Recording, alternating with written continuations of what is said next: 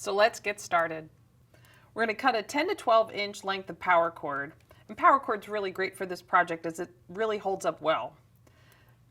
Before you get started with stringing your beads, we'll stretch the Powercord out. And this is the secret to helping keep it together longer.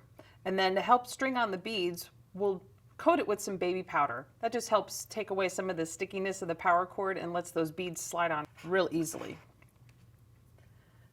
We'll just slide on a couple and get the idea of creating a pattern that could be any pattern you like.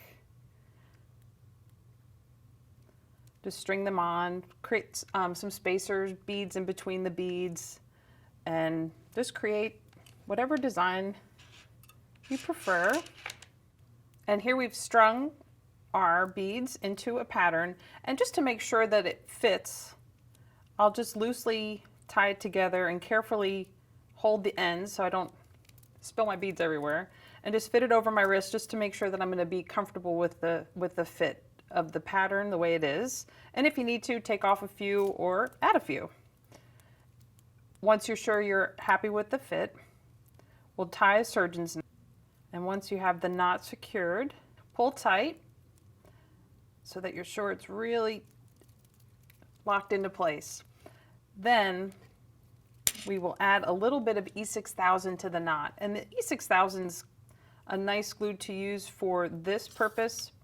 With the Powercord, because it's stretchy and stays stretchy, the E6000 will give and yield to that stretchiness, where if you used a stiffer glue, it might crack and break off over time, or it might actually even interfere with the Powercord being able to stretch. So just put a tiny little dab on there and then allow that to cure. Once the adhesive has cured, we'll want to get rid of these tails. So just use your scissors with a nice fine tip and clip those ends off. And at this point, your design is complete. But if you want to add a professional finish, we'll add a crimp cover to hide the knot. And of course we have to find the knot, slide it onto, or slide it into the crimp cover, and then close the crimp cover. And you can use chain nose pliers or crimping pliers for this. The crimping pliers have that natural curved notch in the front, and chain nose pliers work just as well.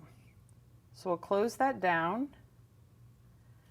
and just make sure that it's nice and overlapped just a little bit so it gives you a nice seamless finish. And again, you could stop here and consider it done, or if you like a symmetrical design, you can add a second crimp cover opposite the first just to give some balance to the design. Now from this project, we're going to jump over, collect our leftovers, and start project 2.